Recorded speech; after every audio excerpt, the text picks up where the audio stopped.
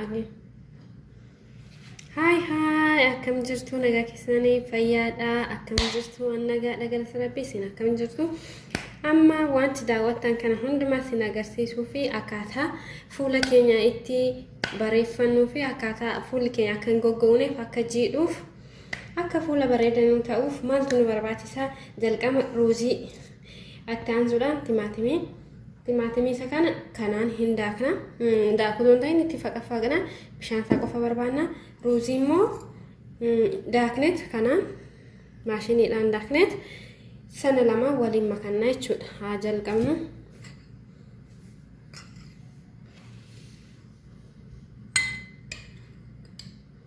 mankala timaatimiin tokko kan gimmaashni isin gaa bakka kanuma akkasitti gootanit sirrii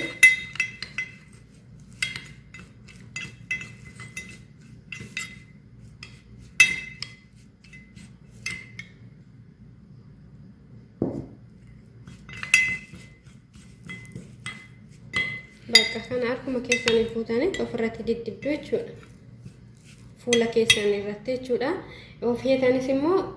daakuusa kana daakuchaan fuutanii kana bakka lamatti kuttanii kanuma keessanii itti riguu dandeessu fuula keessanitti jechuudha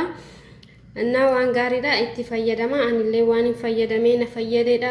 itti fayyadamaan jedha subscribe godhaa yoo isinitti tole like comment godhaa share godhaa